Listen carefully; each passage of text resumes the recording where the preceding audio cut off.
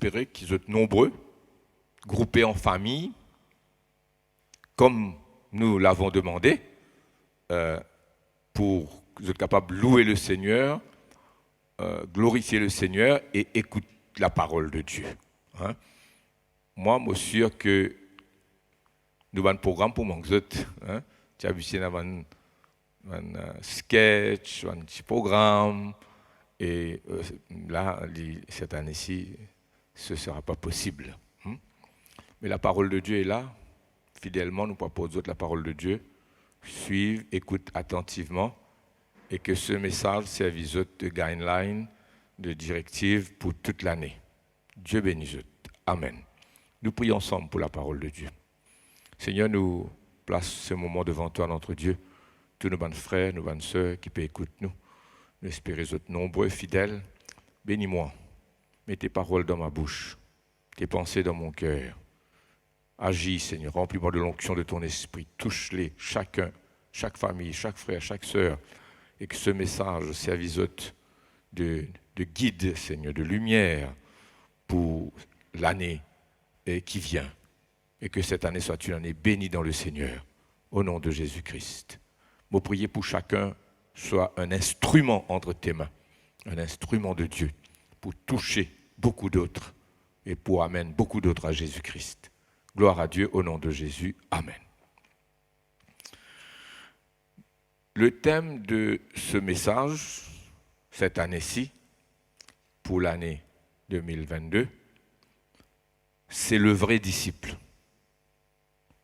Ce thème du vrai disciple, la vie du vrai disciple, les conditions d'un vrai disciple, l'importance d'un vrai disciple, comme un instrument entre les mains du Seigneur, finit fort dans mon cœur et c'est pourquoi mon Père porte ce message-là.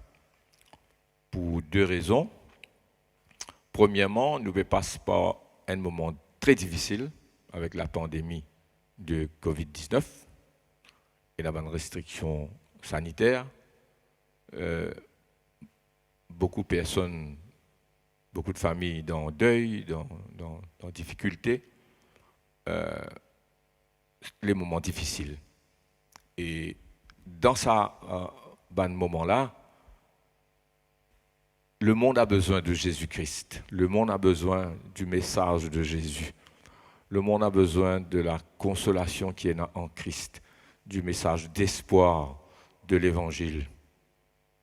Et puis, deuxièmement, le Seigneur n'a que nous, ses disciples, pour apporter ce message-là.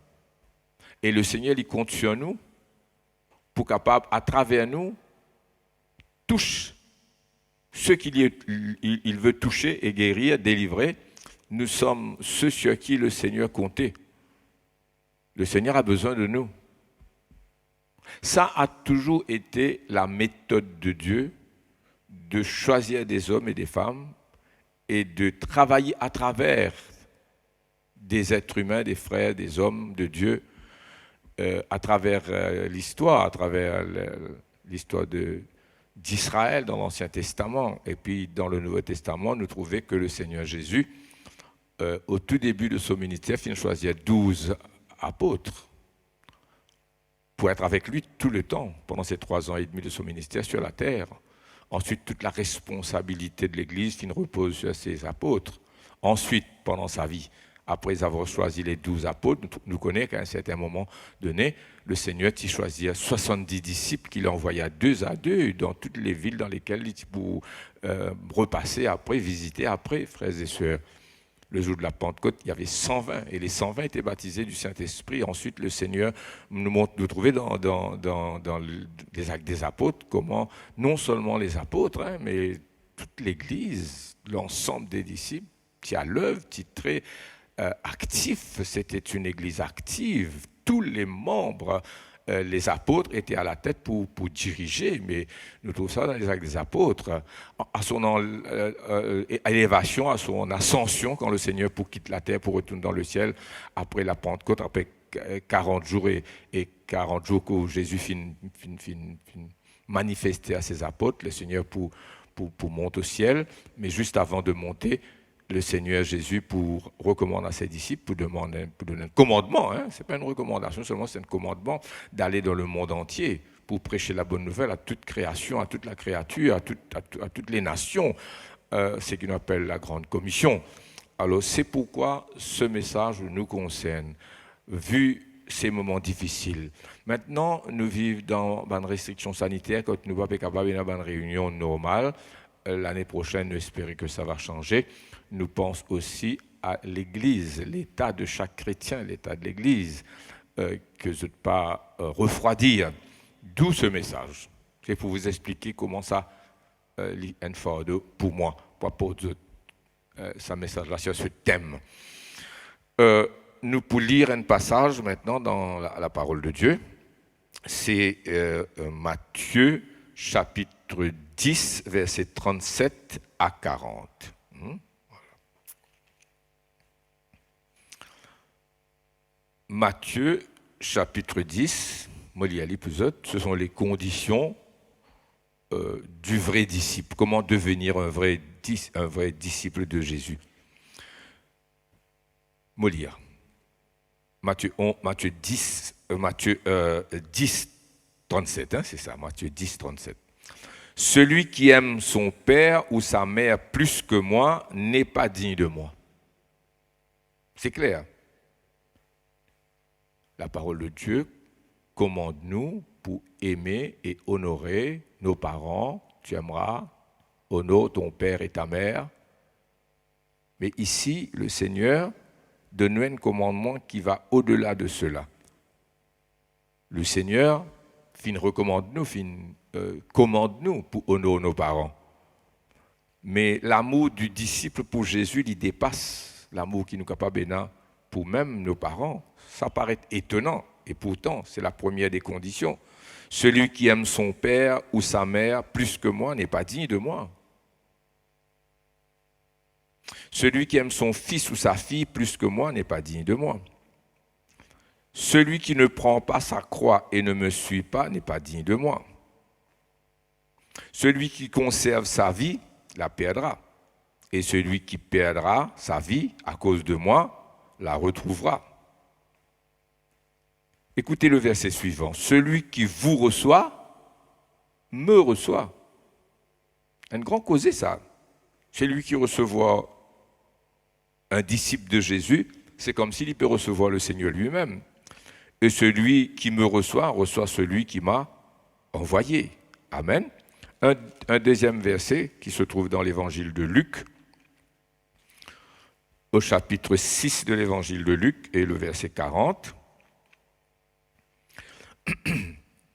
Le disciple n'est pas plus que le maître, mais tout disciple accompli, c'est-à-dire qui finit atteindre la maturité spirituelle, ce disciple qui finit atteindre la maturité spirituelle, qui ici la Bible, Jésus dit à nous, il accomplit, tout disciple accompli sera comme son maître.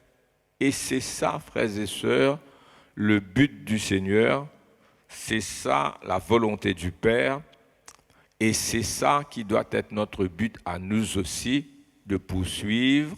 Ce n'est pas seulement que le Seigneur pourvoire à nos besoins et qu'il nous est heureux et qu'il ne nous pas manque rien, ça c'est vrai, c'est bon, mais notre but suprême, c'est de ressembler à notre Maître, de grandir, et pour refléter sur la gloire. Et nous connaissons qu'il y a beaucoup de progrès à faire encore et que toute notre vie ici-bas, nous pouvons toujours poursuivre ce but. Et ce n'est que quand nous trouvons le Seigneur face à face qui vraiment nous peut être transformés à son image. Mais toujours est-il que c'est ça notre but, chaque jour pour ressembler le Seigneur davantage. Amen. Alors, au début, on finit de souligner comment la méthode de Dieu, c'est de choisir des hommes et de se servir des hommes, frères et sœurs. Ça n'a pas changé. Le Seigneur veut se servir de moi. Le Seigneur veut se servir de toi, de chacun de nous. Moi, je prie que le Seigneur serve moi comme un instrument encore jusqu'au bout pour capable d'aider les autres, être une source de bénédiction pour les autres. Amen. Alléluia.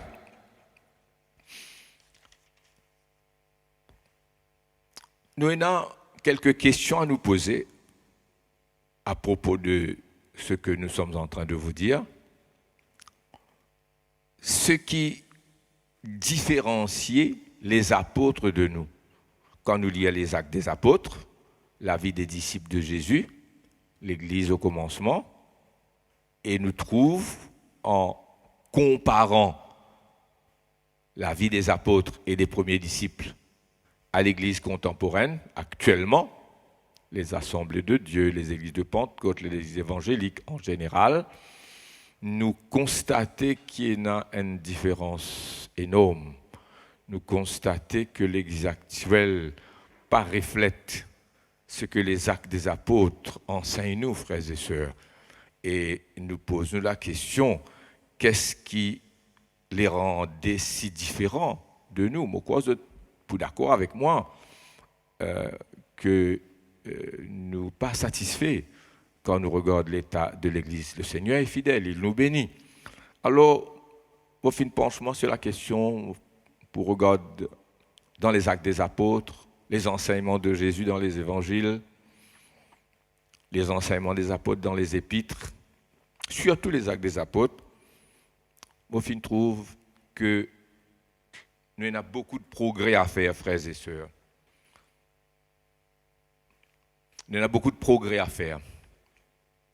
Et c'est pourquoi c'est un challenge, un défi qui nous lance nous-mêmes et tous ceux qui nous écoutent pour que l'année 2022 nous rende pleinement dans ce programme.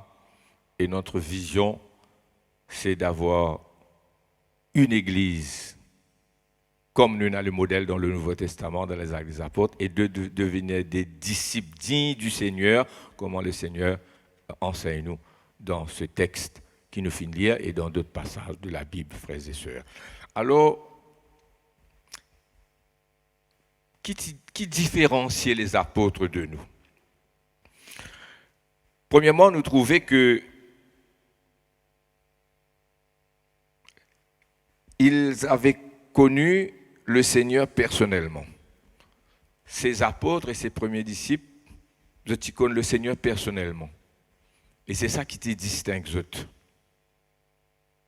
Même après l'ascension du Seigneur, quand les apôtres commencent à prêcher l'évangile, tout le poids de ce ministère, c'était sur leurs épaules.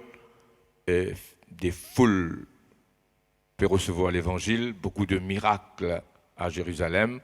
Et il est écrit que même les pharisiens, les prêtres, avaient remarqué qu'ils étaient avec Jésus. Quand vous avez toute l'assurance de Pierre, de Jean et des apôtres, vous avez dire même ces personnes étaient avec le Seigneur.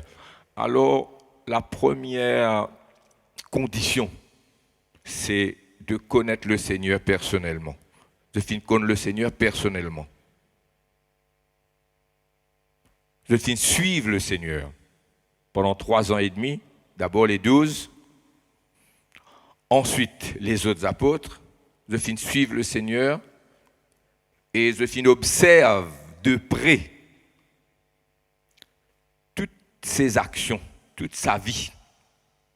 De suivre de près pendant 3 ans et demi de son ministère. De écouter attentivement, observant tout. De écouter sa parole attentivement. Et je comprends certaines choses qui rendent différents, qui changent la vie complètement. Et si ça fait défaut dans notre vie, nous ne pouvons pas atteindre le but. Je comprends, frères et sœurs, en écoutant la parole du Seigneur, en suivant le Seigneur, en observant toutes ses actions, je comprends la puissance de la parole de Jésus. Que la parole de Jésus, la parole du Seigneur était une parole puissante. Ce n'était pas une parole comme les autres enseignants de leur époque, frères et sœurs. Sa parole était très, très puissante.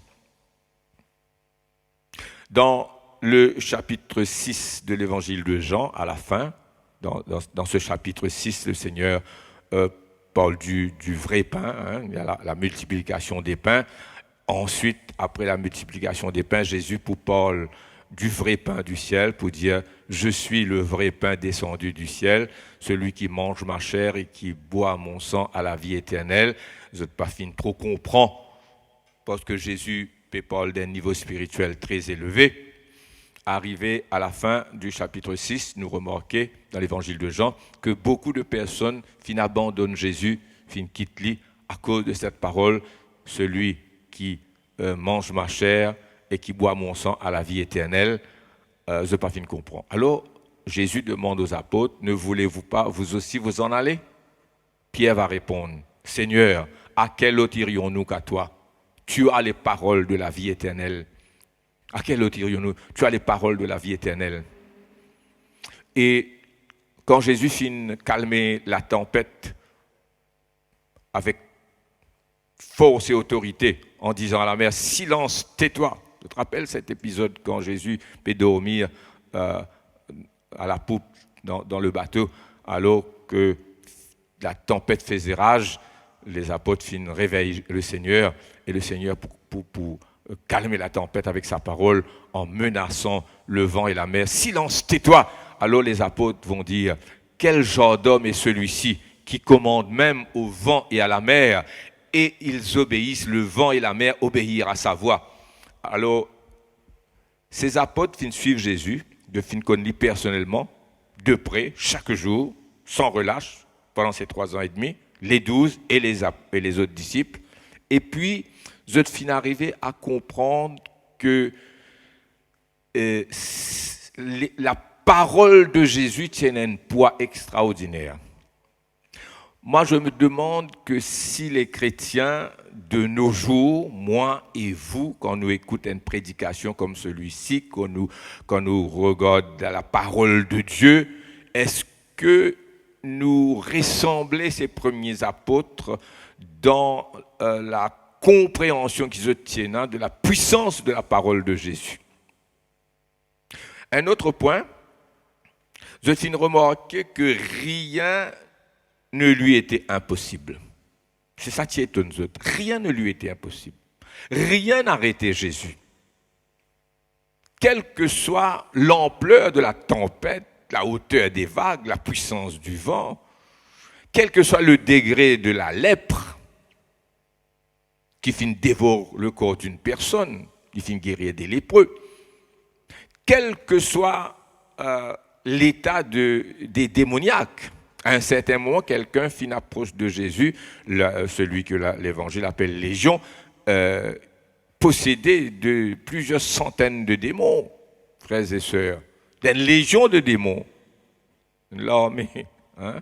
Rien ne lui était impossible. Quelle que soit la situation, une foule de 5000 hommes, sans compter les femmes et les enfants, frères, qui n'avaient pas mangé pendant 3 jours, le Seigneur, pour multiplier les pains, pour nourrir cette foule, eh bien, c'était des moments formidables.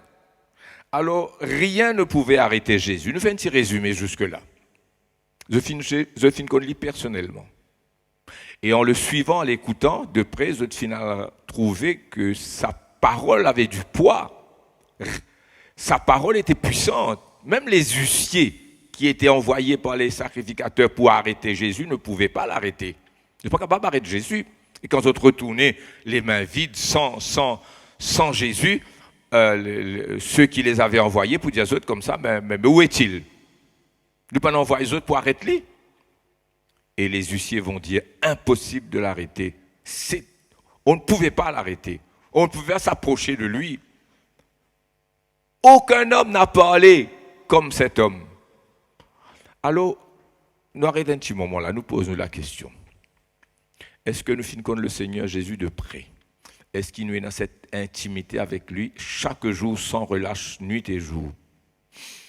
Est-ce que la parole du Seigneur est dans cette poids et cette puissance que la parole avait dans la vie des apôtres au commencement? Rien ne pouvait arrêter Jésus, rien ne lui était impossible. Alors, les apôtres et les disciples arrivent à un point que vous n'êtes pas capables de concevoir la vie sans le Seigneur. La vie sans Jésus était devenue inconcevable.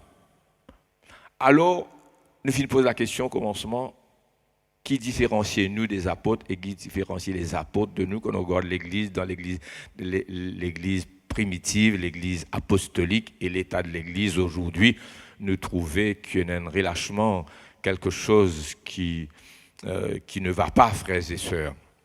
Alors, si vous avez compris, comme je viens de souligner, la puissance de sa parole, au fin de ça, plusieurs personnes, et dans plusieurs prédications aussi, le problème qui nous est là, c'est que nous écoutons trop de voix. Il y a trop de voix dans notre tête et dans notre cœur. Nous influencés par 1000 voix. C'est bon d'écouter les bons conseils, bien sûr. C'est bon de recevoir les bons conseils, les bonnes paroles. Mais nous avons besoin de comprendre que pour les apôtres, arrivés à un certain moment de leur vie, il n'y a que sa voix qui comptait, que la parole de Jésus qui comptait. Ce que Jésus disait dirigeait leur vie. Le Seigneur, dans Jean chapitre 10, pour dire nous, mes brebis connaissent ma voix, ils ne suivront pas la voix d'un étranger. Ils ne connaissent pas la voix des étrangers. Alors, rien n'était impossible à Jésus. Et puis, un autre point, je tiens à remarquer que non seulement rien n'était impossible, rien ne pouvait l'arrêter, toute situation, Jésus pouvait transformer, apporter la réponse par sa parole. Mais au final, comprend aussi que Jésus savait tout. Jésus t'y connaît tout. Première fois dans toute la vie, je rencontrais quelqu'un qui pouvait solutionner n'importe quel problème. Première fois, je rencontre quelqu'un qui avait réponse à tout problème. Rien ne l'a arrêté. Et aussi, quelqu'un qui savait tout. Nous lisons dans Jean chapitre 16, verset 30. Maintenant, nous savons que tu sais toutes choses. Verset 29, ses disciples lui dirent, voici maintenant tu parles ouvertement et tu n'emploies aucune parabole. Maintenant, nous savons que tu sais toutes choses et que tu n'as pas besoin qu'on t'interroge. C'est pourquoi nous croyons que tu es sorti de Dieu. Amen. Maintenant, nous savons que tu sais toutes choses. Donc, vous êtes arrivé à comprendre que ce Jésus qui est devant vous là savait toutes choses. 3 ans et demi, vous êtes morts avec lui. Résultat, Jésus était devenu tout pour eux. Il n'y avait que Jésus qui comptait.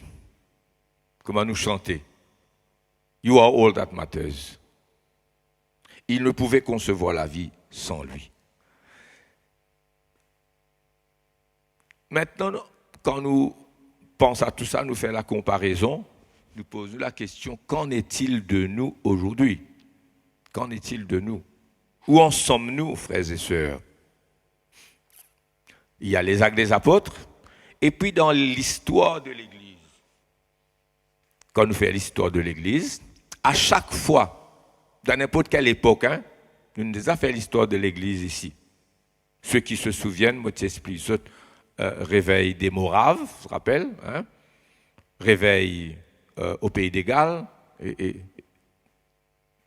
peut-être si nous avons l'occasion dans l'année qui vient, nous repassons sur ces moments de réveil dans l'Église. Chaque fois que ce qui m'a prêché aujourd'hui là, quand dans l'histoire de l'Église, chaque période, chaque fois que les chrétiens font la comparaison entre l'État et l'État de l'Église, les actes des apôtres, les premiers chrétiens, pour arriver à sa bonne constatation qui nous peut faire ensemble aujourd'hui là, et que Joséphine prend la décision de se rapprocher du Seigneur, de n'écouter que la voix du Seigneur Jésus, seule sa voix, sa parole comptait, pour rechercher le Seigneur dans la prière, fin toujours un réveil, frères et sœurs. Nous sommes capables, peut-être, trouve le temps dans l'année qui vient pour capable repasser sur l'histoire des réveils, frères et sœurs. Alors, qu'en est-il de nous maintenant? C'est un fardeau pour moi, moi, tiens content. À la rentrée, me trouver une église puissante, une église forte, frères et sœurs. Les apôtres étaient passionnés. Les apôtres, les premiers chrétiens, ils étaient passionnés. Ils étaient comme enflammés par la flamme du Saint-Esprit, on fire, comme on nous dit, en feu. Ils étaient pleins de hardiesse, enthousiasme, toujours, sans relâche, même dans la persécution. Fort, brave, déterminé. Alors qu'en est-il de nous? Est-ce que nous avons la même passion? Les églises, notre église, nos églises dans la région de Saint-Pierre, dans l'île Maurice, est-ce que les chrétiens aujourd'hui ont la même passion? Est-ce qu'il y a un feu au-dedans de nous qui brûle nuit et jour, 24 heures sur 24, frères et sœurs? Est-ce que nous sommes enthousiasmés, passionnés? Est-ce que des fleuves d'eau vive coulent de notre cœur? Qu'en est-il? Qu'en est-il de nous?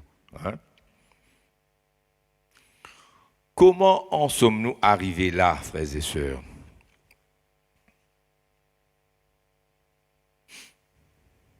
Comment sont faites nos journées?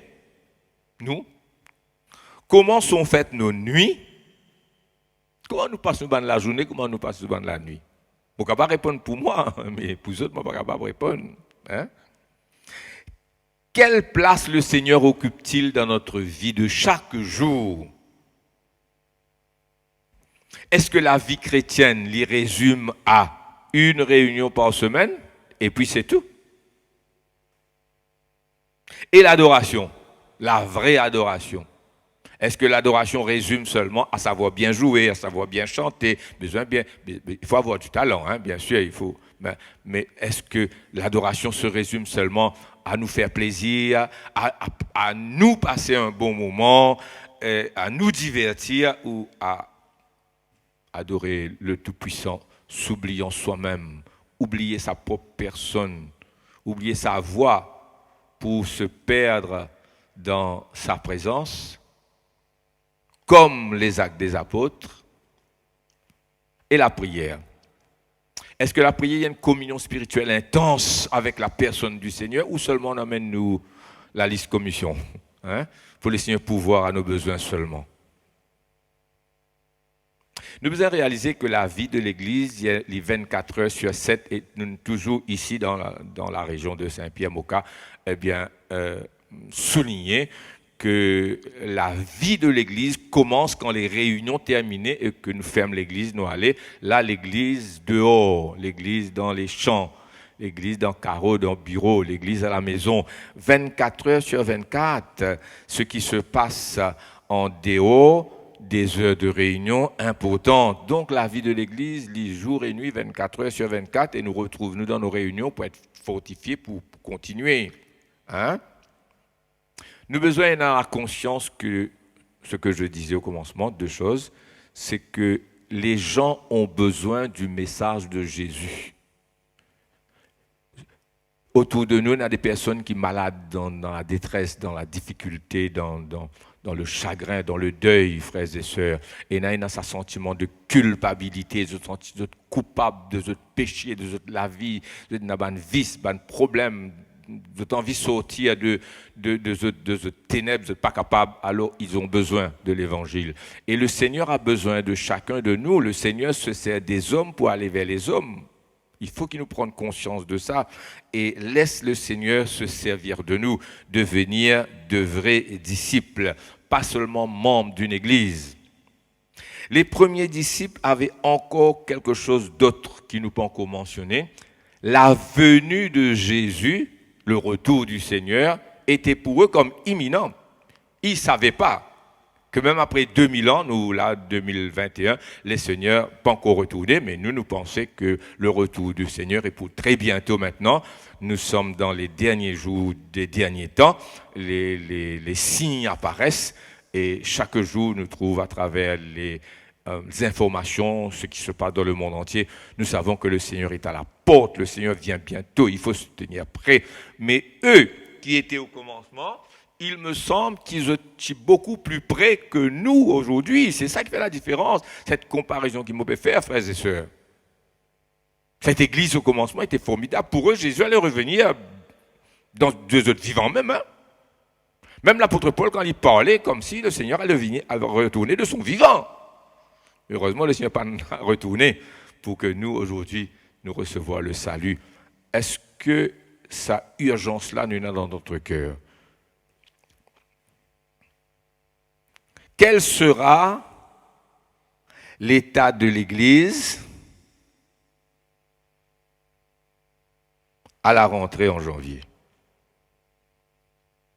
Quel sera l'état si nous avons une réunion mercredi, évangélisation, combien de personnes seront présentes dans nos réunions de mercredi? Et dans nos cultes du dimanche, un culte ou plusieurs cultes, tout dépend la décision des autorités. Quelle sera l'assistance? Quelle sera l'intensité de notre adoration? La consécration de nos chorales et de nos musiciens? Quelle sera la consécration de nos anciens, de nos frères et sœurs dans le service? Moi, pose-moi la question.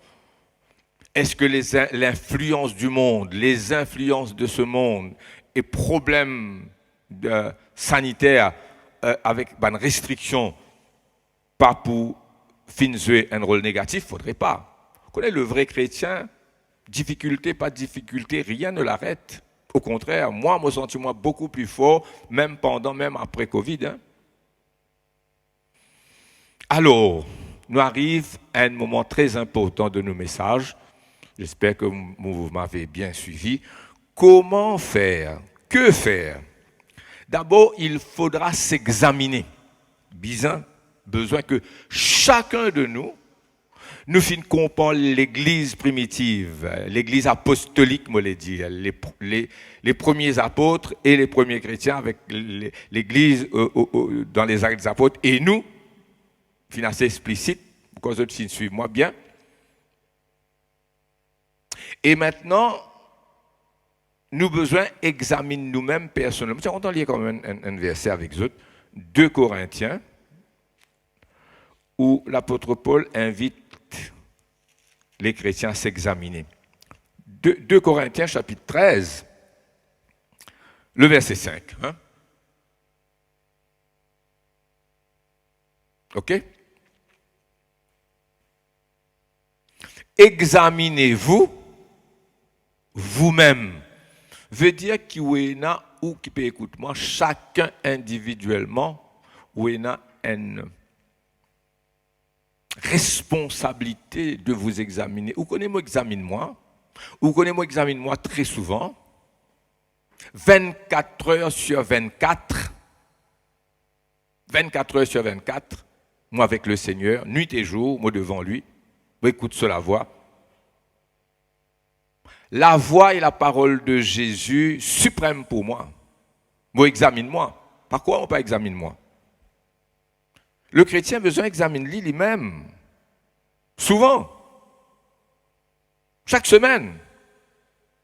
Examinez-vous vous-même pour savoir si vous êtes dans la foi. Un grand verset. Arrivé à ce stade de la prédication, pourquoi nous besoin prendre compte ce besoin de nous éprouver. Éprouvez-vous vous-même. Ne reconnaissez-vous pas que Jésus-Christ est en vous? Est-ce que vous reconnaissez Jésus en vous? À moins peut-être que vous soyez réprouvé. Qu'est-ce qu'il dit? À moins peut-être que vous soyez réprouvé. Mais j'espère que vous reconnaîtrez que nous ne sommes pas réprouvés. Alors, il faut s'examiner, frères et sœurs. Nous terminons par un dernier passage, ce fameux passage qui parle des derniers temps, dans 2 Timothée chapitre 2. 2 Timothée chapitre 2. Alléluia.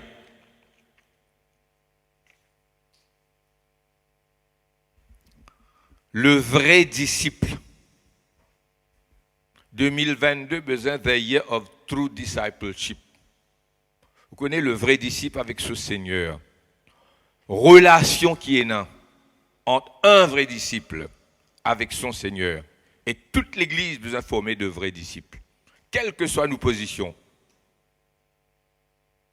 Prédicateur, pasteur, assistant prédicateur et cell leaders, sœurs dans le service, musiciens, chorales, song leaders, tout. Nous avons besoin d'être de vrais disciples d'abord. Si tu es content ton papa, ton maman, ton frère, tu sais plus que moi. Si tu es content la musique, plus que moi. Si tu es content la guitare, plus que moi. Et là, il est content de jouer la guitare. Tu as besoin content de jouer la guitare. Tu as besoin content de chanter. Si tu as besoin content de faire le service d'autres. Peu importe ta situation, hein, là, on prend quelques-uns, hein, mais même moi, hein, dans mon vie. Rien ne doit passer avant Jésus. Ni l'amour pour la musique, ni l'amour pour le chant, ni rien. Même pas ton papa, ton maman, ton frère, ton soeur, ta femme, ta voiture, ton l'argent. Jésus doit être en premier, s'il bien déclaré par la bouche du Seigneur lui-même. Amen. Alors, le vrai disciple. Le vrai disciple, comme si le Seigneur regarde à travers ses yeux. Ses yeux deviennent les yeux du Seigneur. Et son regard, le regard même du Seigneur. Quand quelqu'un rempli du Saint-Esprit pose ce regard sur vous, ce n'est pas l'homme qui vous regarde. C'est l'amour de Jésus à travers cet homme. Comment dire, nous, perdus, lost in him. Alors nous, la main vient la main de Jésus. Et ce n'est pas ma main qui touche, ou c'est la main de Jésus à travers ma main. Mot perdu en Jésus. Attention, ça mot perdu là. Hein? Mot perdu en Jésus. Mot lost in him. C'est-à-dire rempli de lui-même. Ce n'est plus moi qui vis. L'apôtre Paul dit, ce n'est plus moi qui vis. C'est Christ qui vit en moi.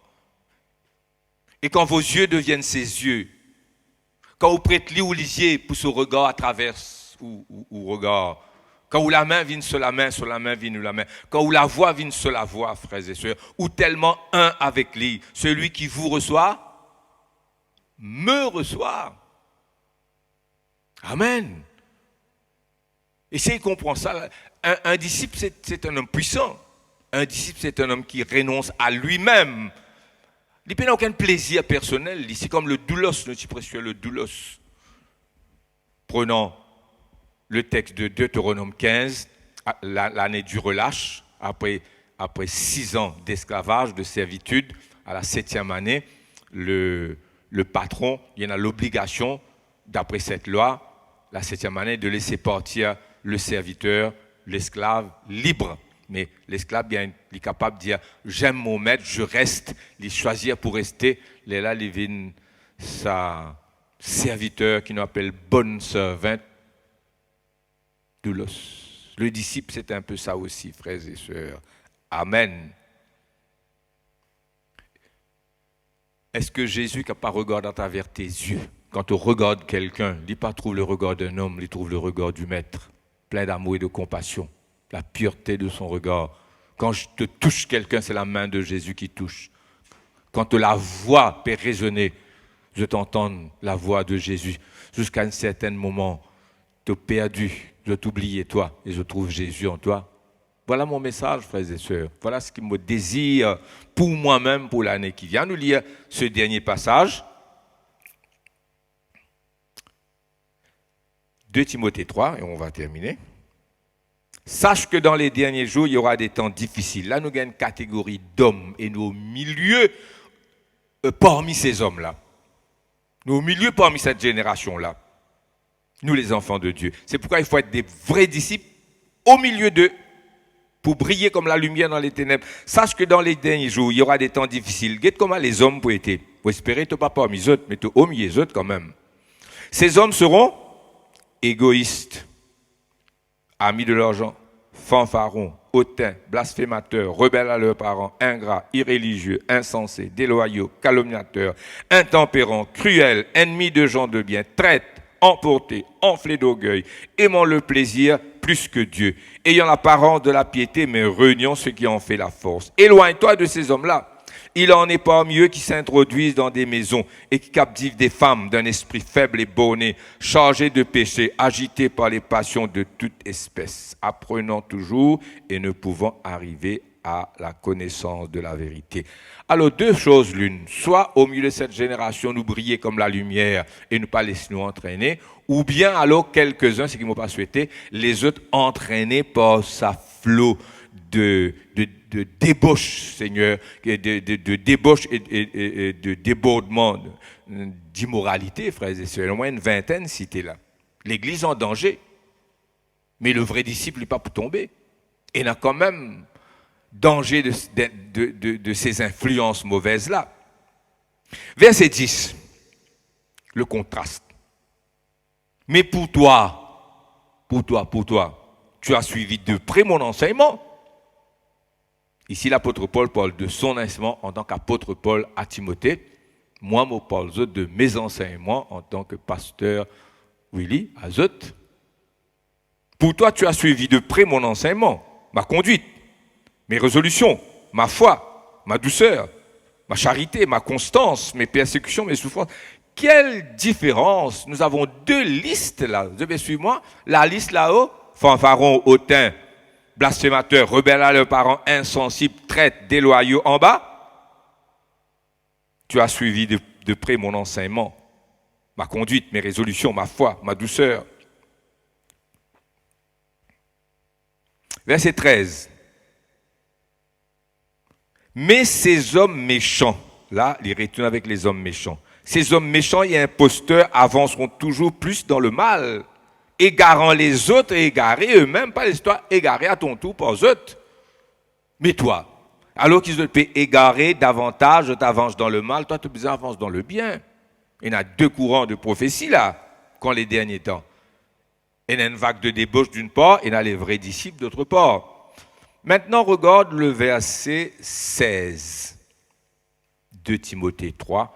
Toute écriture inspirée de Dieu est utile. Je ne peux pas vers la fin, mais suivez-moi bien. Toute écriture inspirée de Dieu est utile pour enseigner, pour convaincre. Pour enseigner, pour convaincre. Pour corriger.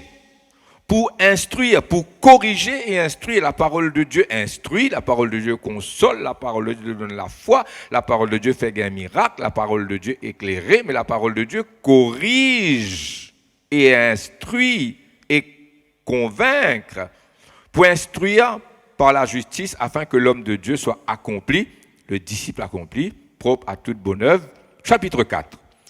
Je t'en conjure devant Dieu et devant Jésus-Christ le Seigneur qui doit juger les vivants et les morts et au nom de son apparition, Jésus revient bientôt, et de son royaume, prêche la parole, insiste en toute occasion favorable ou non, reprend, censure, exhorte avec toute douceur et en instruisant. Car il viendra un temps où les hommes ne supporteront pas la saine doctrine, mais ayant la démangeaison d'entendre des choses agréables, ils se donneront une foule de docteurs selon leurs propres désirs, détourneront l'oreille de la vérité et se tourneront vers des fables. Mais toi, sois sobre en toutes choses. Frères et sœurs, quand dans une église, dans un ministère, dans les enseignements, à travers les églises, et dans une parole d'exhortation, dans la parole, les promesses de Dieu, que le Seigneur pour bénir nous encore davantage. Mais c'est très bien, c'est très bien. Il faut encourager les chrétiens. Mais s'il n'y a jamais une parole pour corriger, s'il n'y a jamais une parole pour convaincre, s'il n'y a jamais une parole qui apporte un appel à la repentance, nous trouvons dedans pour enseigner, pour convaincre, pour corriger, il dit reprends, censure. Alors il nous faut nous attacher à la parole de Dieu, examine-nous nous-mêmes, éprouve-nous nous-mêmes et prends la Bible pour nous éprouver, pour regarder où nous en sommes, qui ne va pas dans ma vie, qu'est-ce qui ne va pas, Pourquoi me faible? Pourquoi me pas fort? Pourquoi me manque l'onction? Pourquoi me manque la joie? Il faut nous poser ces questions, frères et sœurs, et laisse la parole de Dieu nous convaincre. Jésus prêche aux 7 églises, et chaque église dans l'Apocalypse, les 7 lettres aux 7 églises, nous vous retournons bientôt dans ce sujet-là, et chaque église a une condition différente, que chaque église a besoin une parole spéciale. Et là-dedans, nous trouvons Jésus exhorté, béni, mais il reprend. Voilà mon message, frères et sœurs. Il ne faut pas chercher toujours une parole pour consoler, pour exhorter. Il faut aussi chercher cette parole qui reprend, qui corrige. Prédicateur, écoutez bien et faites-en bon usage. Nous terminons avec cette question de Jésus à l'apôtre Pierre. M'aimes-tu plus que ne m'aime ceci? Si quelqu'un aime son père, sa mère, sa femme, ses enfants, son argent, sa voiture, sa position, ou il content la musique, ou ce talent, ou n'importe quoi, plus que moi, n'est pas digne d'être mon disciple. Qu'est-ce qu'un disciple? Un disciple, c'est quelqu'un qui est passionné pour le Seigneur. You are all that matters, Lord. Amen. Il n'y a que lui et sa parole qui fait loi. Voilà mon message, mon pour être la même, je souhaite que vous filment bien. Je souhaite toute bonne année, une bonne année. Happy New Year. God bless you. À tous une bonne et heureuse année bénie 2022 et que ce message-là trouve sur l'accomplissement à la rentrée. Nous trouvons une église enthousiasme, des chrétiens enthousiasme, que Jésus trouve la première place, la parole de Jésus. Tout pour eux. Voilà mon message. Dieu bénisse eux. Nous prions le Seigneur ensemble. Alléluia. Seigneur, bénis cette parole qui nous fait une apporte de tout notre cœur, selon ce que tu as mis dans mon cœur, comme un poids, comme un fardeau, pour que nous puissions, dans ces temps difficiles, nous sommes dans la fin des temps, nous avons des temps difficiles encore devant nous, et l'Église doit se lever. Seigneur, nous voici, prends-nous, sers-toi de nous, sers-toi de moi encore, sers-toi de moi comme un instrument, utilise-moi, utilise mon bon frère, mon bonne soeur, sers-toi de nous, et que sa parole-là trouve son accomplissement dans notre vie, et que nous trouvons chacun de eux des vrais disciples qui persévérer pour ressembler davantage à toi, Seigneur, et refléter ta gloire. Au nom de Jésus-Christ. Amen. Dieu bénisse.